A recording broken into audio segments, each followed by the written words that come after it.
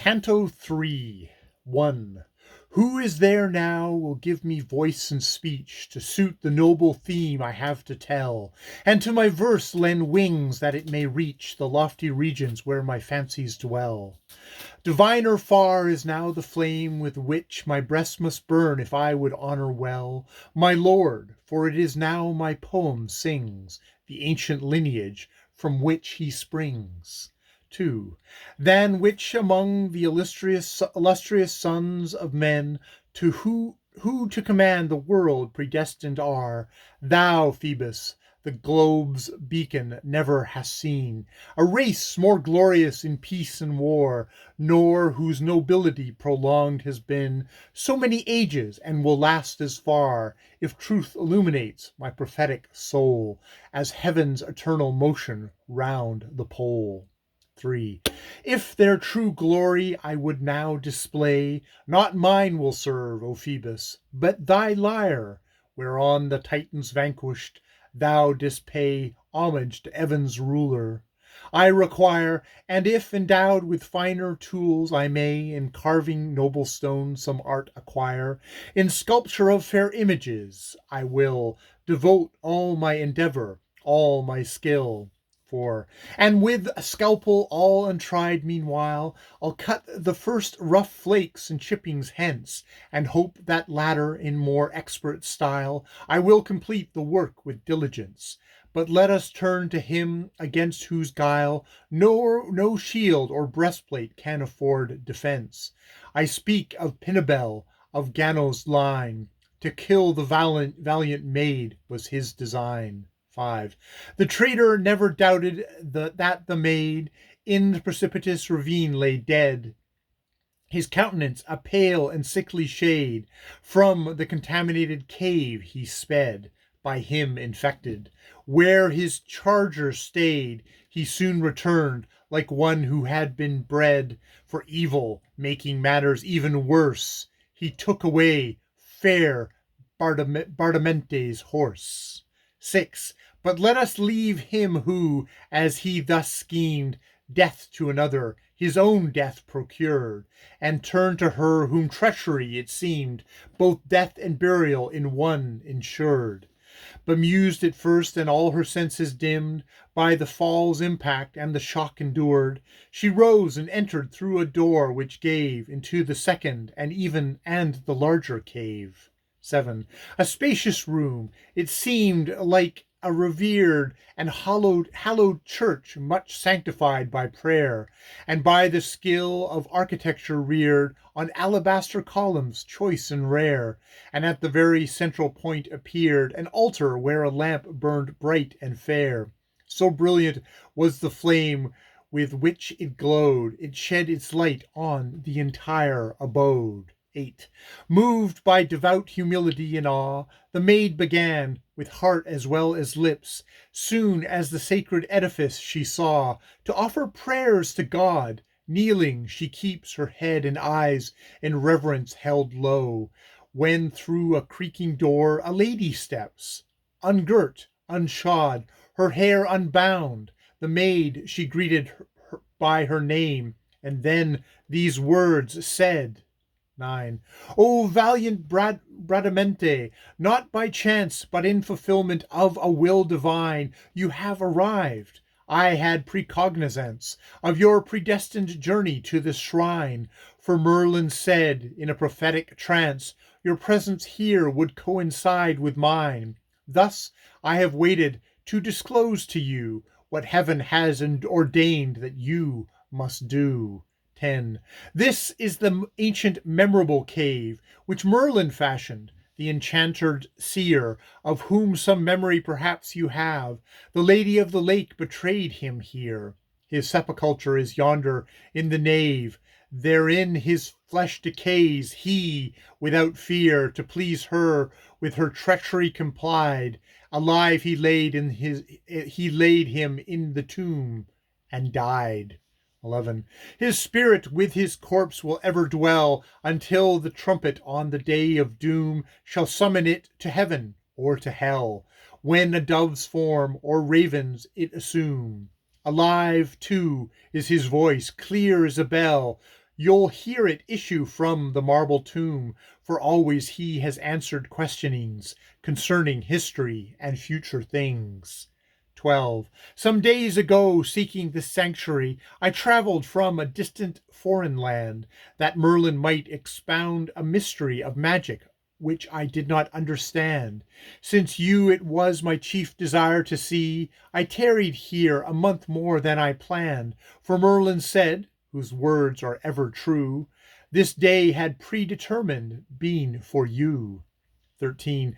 Duke Amien's daughter close attention pays, amazed and silent, while the other speaks. Such marvel fills her heart at all she says. She knows not if she sleeps or if she wakes. Her modest lowered eyes she dare not raise, but, gazing downward, this reply she makes.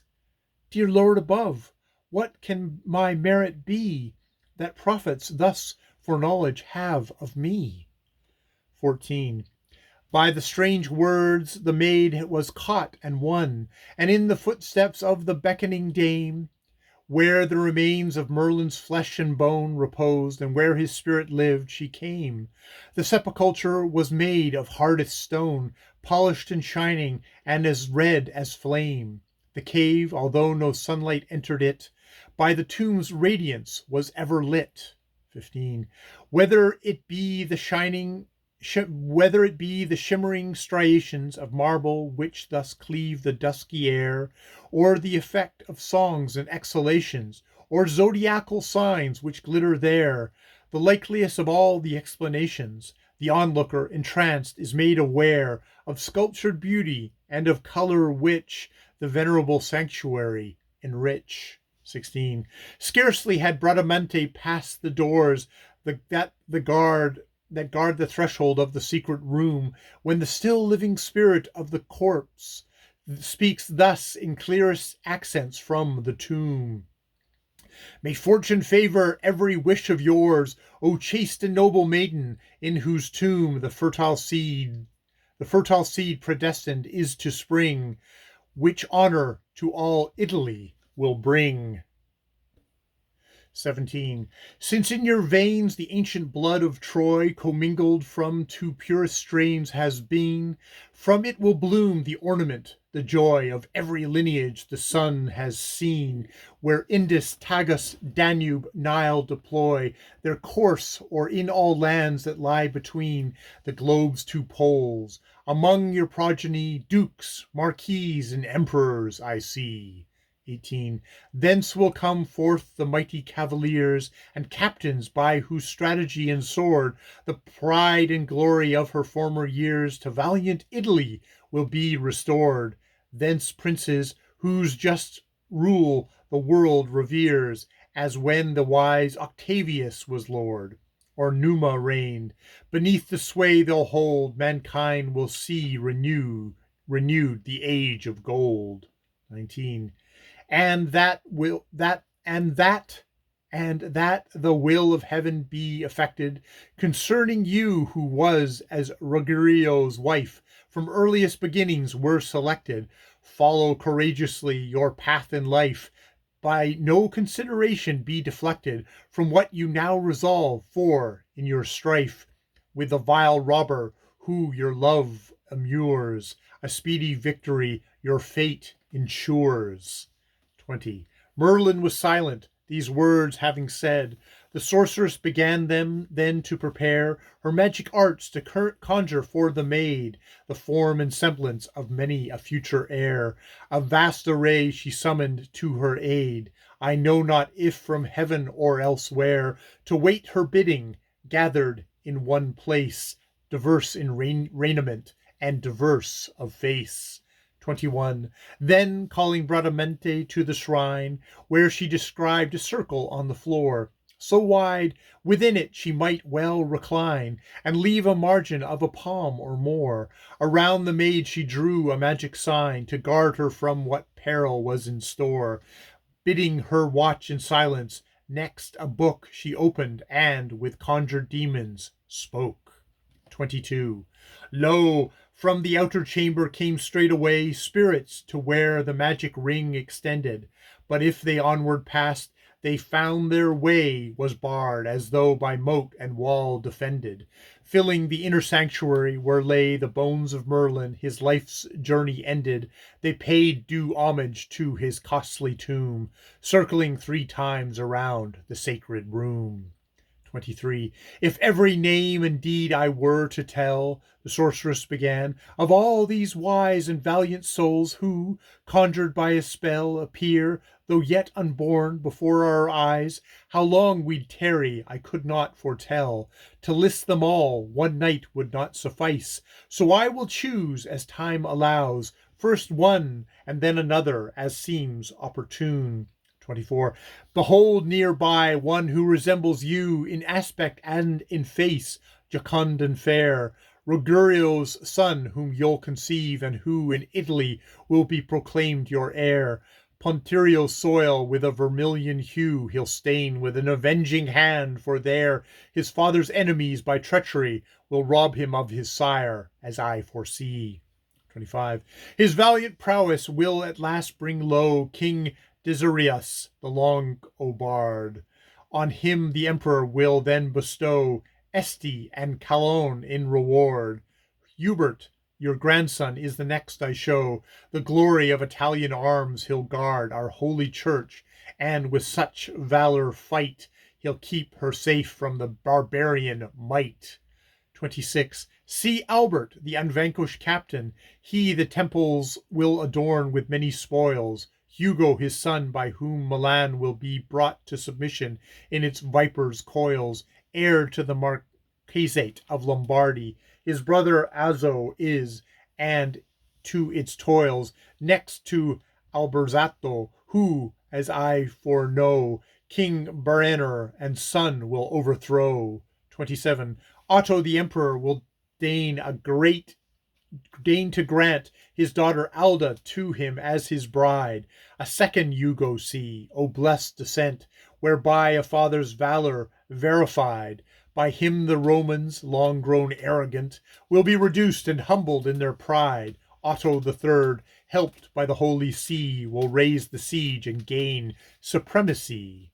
28. Next Falco comes, who'll to his brother give every estate he has in Italy, and far away among the Germans live.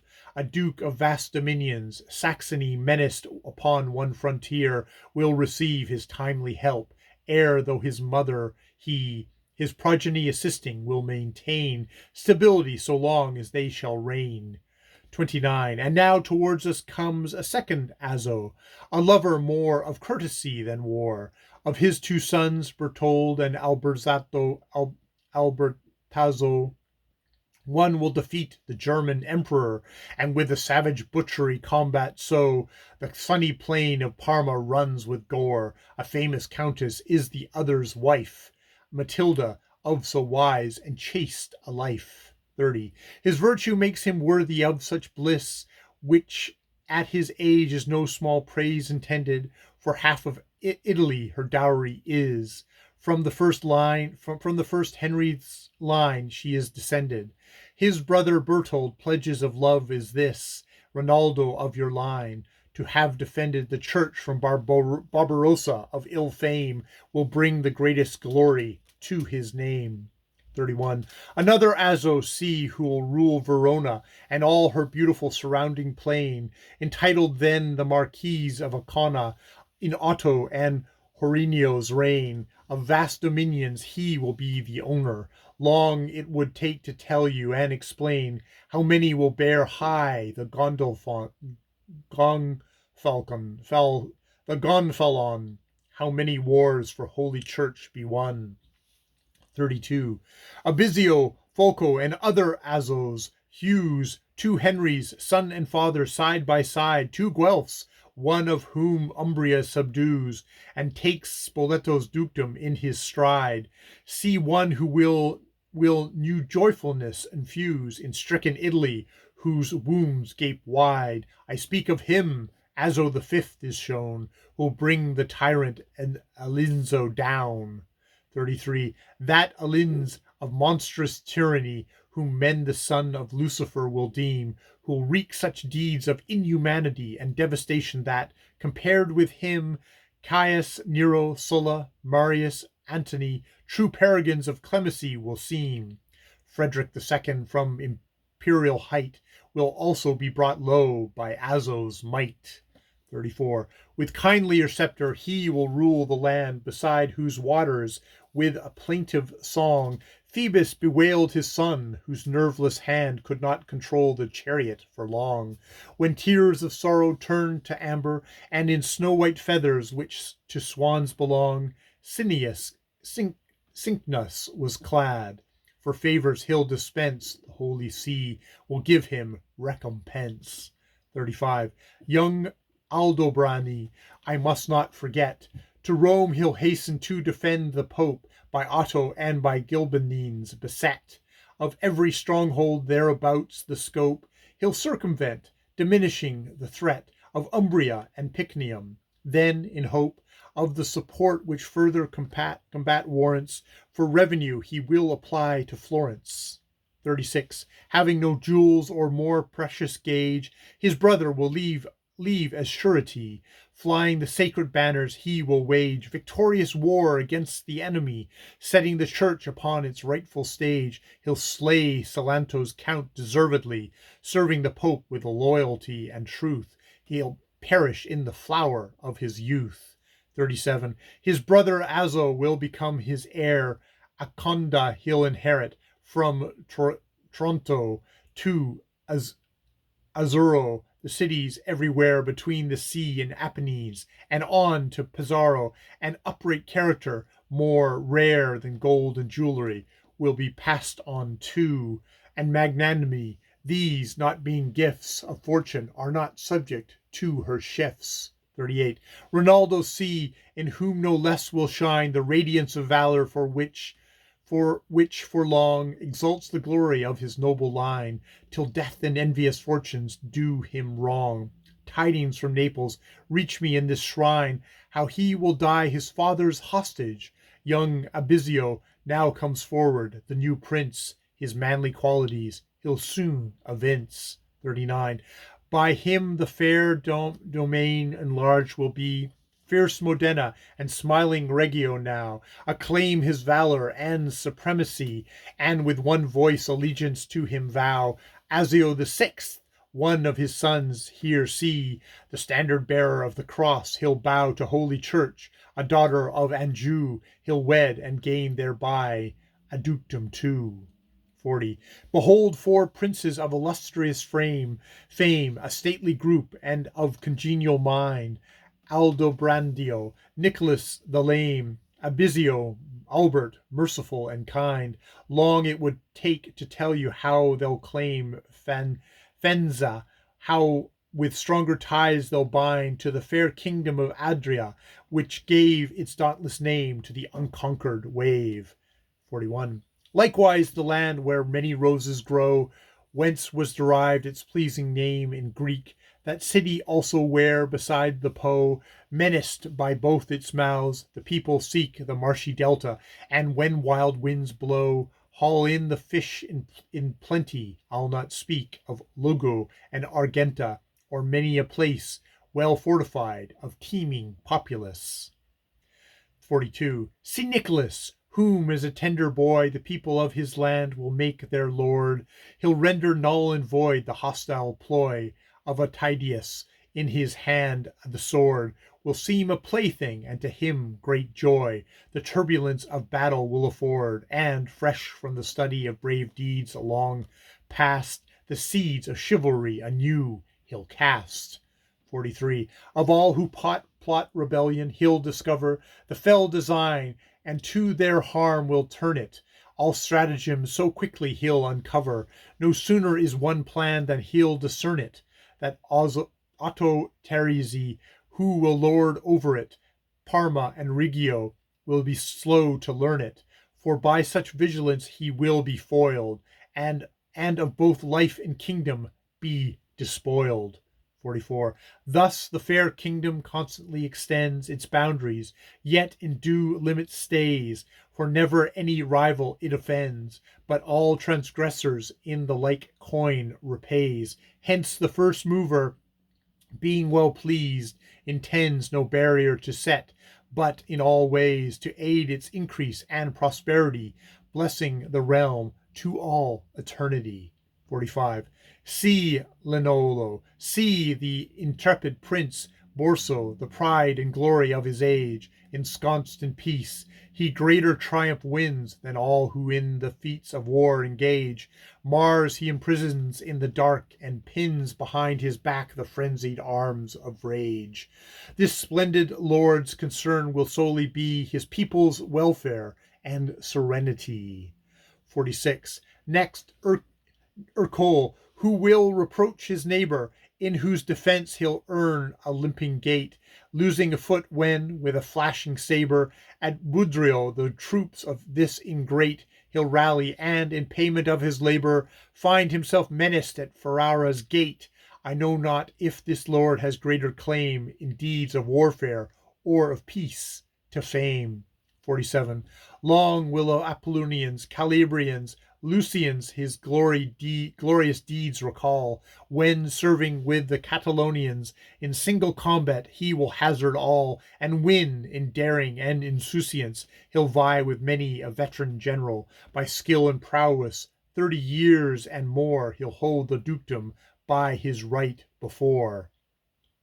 His by right before. 48. As deep indebtedness has any state will feel towards its prince, Farah's debt will ever to be to him. Not only that, removed from marsh and bog, she will be set in fertile plains, nor that he'll there create more amplitude within new walls, nor yet that temples, palaces, to make her fair he'll build, and theatres, and many a square. 49. Nor even that against the avid claws of the wing-bearing lion he will stand firm and unwavering, nor yet because, when the French torch sets all the lovely land of Italy ablaze, she'll have no cause to fear, alone exempted from the demand for tribute. Not for these and not a few such benefits her greatest thanks are due. 50. But for the illustrious offspring he'll beget, the just Alfonso, Ippolita benign, even as the heavenly twins remembered yet, whose mutual love their lives did so entwine, to guard each other from all mortal threat, to Hades, where no light of day can shine, repaired in turn. So with these two, each brother would gladly give his life to save the other.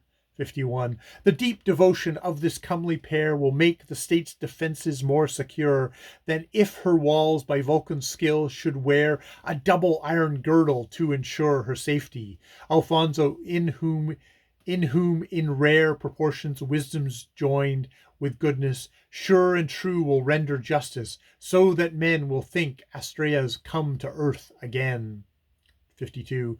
Great prudence he must summon by, and all his father's valor emulate, for unsupported and with no ally, he'll be assailed by the Venetian state, and on the other side by her whom I know not if mother I should designate, or stepdom, for if mother, scarce more kind than Procina or Medea, the church he'll find. 53. How often, day or night, with loyal scouts and foragers, he'll reconnoiter forth, that what skirmishes, what memorable routs, when from Romanga armies test their worth against their former friends. See how with gouts of blood as they escape, they stain the earth, bounded on one side by Zanilio, here by Santerno, yonder by the Po. 54. Soon after face him on the same terrain the Spanish hirelings of the papacy, by whom the governor of Bastia's slain after surrender. Such atrocity Alfonso, who will take the fort again, will punish with a just severity, sparing no men of all the garrison, to take to Rome the news of what is done. 55. Such skill he'll show, so masterful a lance he'll brandish on Romanga's battlefield, that he'll secure the victory to France, forcing Pope Julius in Spain to yield. The horses, fetlock deep, can scarce advance for human blood, which saturates the wheel, the dead so many, and so small the trench for Germans, Spaniards, Greeks, Italians, French. 56. He on whose reverend head a purple hat is poised is the illustrious Cardinal Ippolita, whom men will designate magnanimous, sublime, liberal. All prose and rhyme would be inadequate, his catalogue of praise to chronicle. In truth, to sing of all its glorious deeds, this new Augustan age of Virgil needs. 57. His glory will illuminate his race, as on the fabric of the world the sun casts a greater radiance in every place than moon or stars.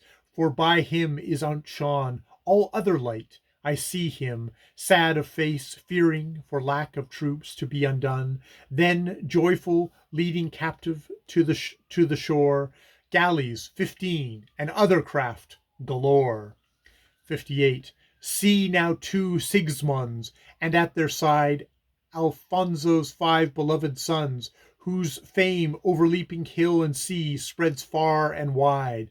A second Ercole behold, the same who takes the French king's daughter for his bride. Ippolita the younger now I name, that you may know them all. Upon his line, less than his uncle's though, his light will shine. 59. A third Francisco see, another 2 Alfonsos. Now, as I have said before, were I to name each branch derived from you, wherein ancestral valor grows the more, the sky would many times turn dark anew, ever I had finished, and its light restore. So now I think the time at last has come, these spirits to dismiss, and I am dumb. 60. And so, with the approval of the maid, the erudite enchantress closed her book. The spirits, who such magic spells obeyed, the holy cavern rapidly forsook. Speech being granted, Bradamante said, I notice 2 of grim foreboding look between Alfonso and Ippolito. Something concerning them I gladly know. 61. I saw them come towards us, deeply sighing, their gaze averted, of all hope devoid. Their brothers drew away together, trying, so it appeared, this couple to avoid.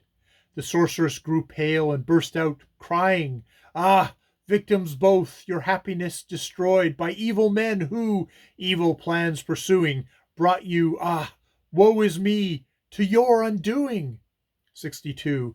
O virtuous offspring, worthy of the good Duke Ercole, let not their fault dismay you.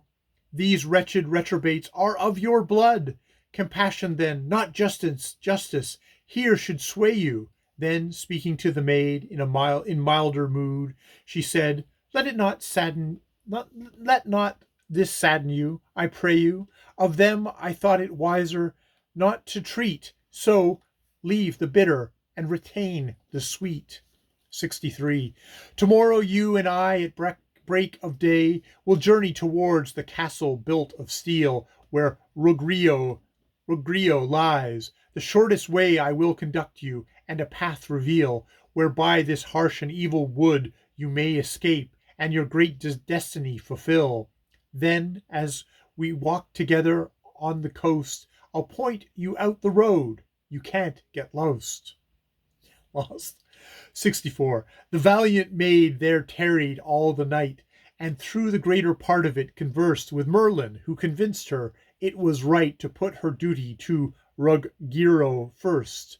Then, when the sky rekindled with new light, and darkness from the world above dispersed, she left the cavern by a secret route, escorted by the sorceress on foot. 63.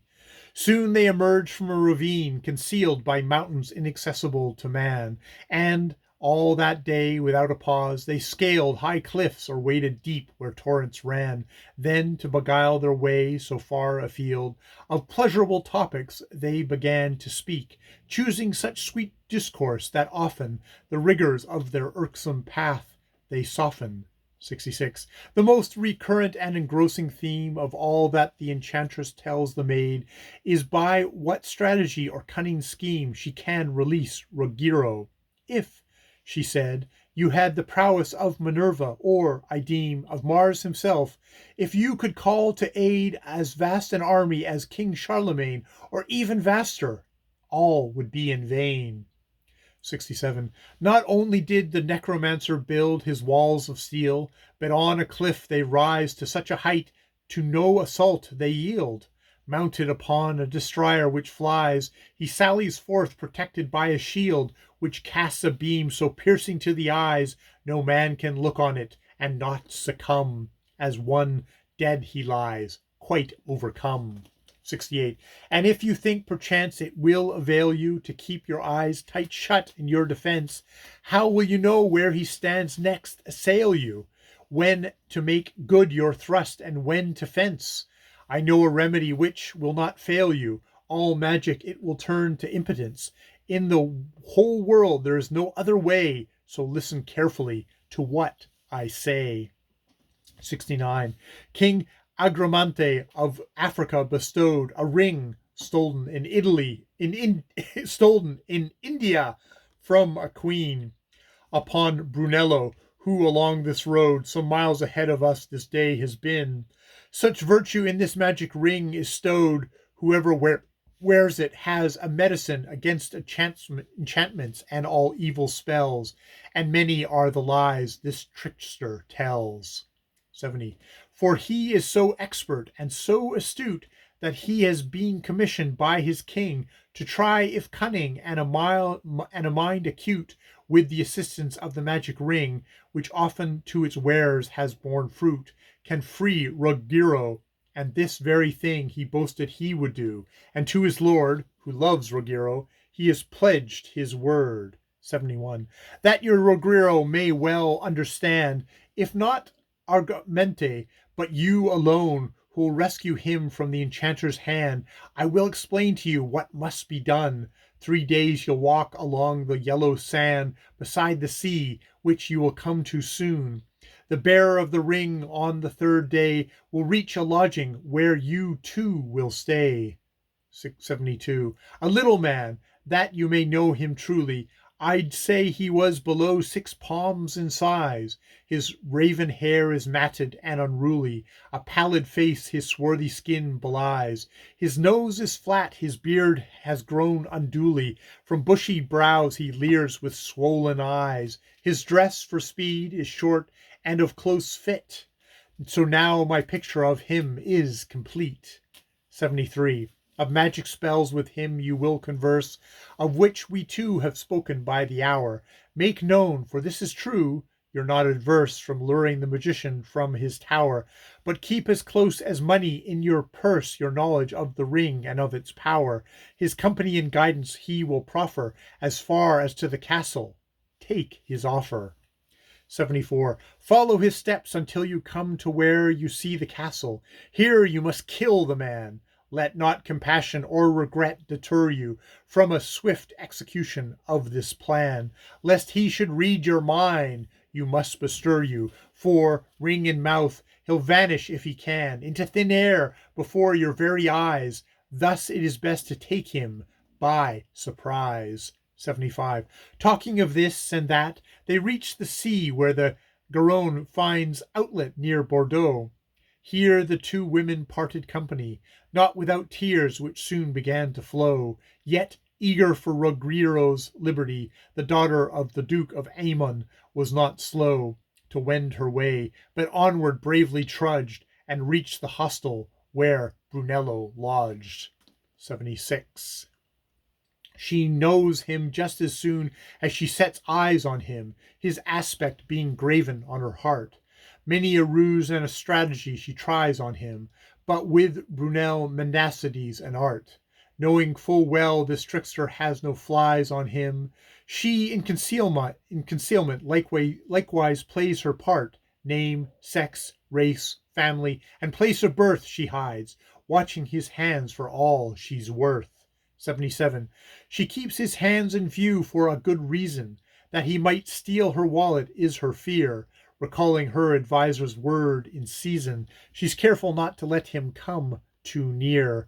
And as they stand there brooding both on treason, a mighty uproar smites upon the ear.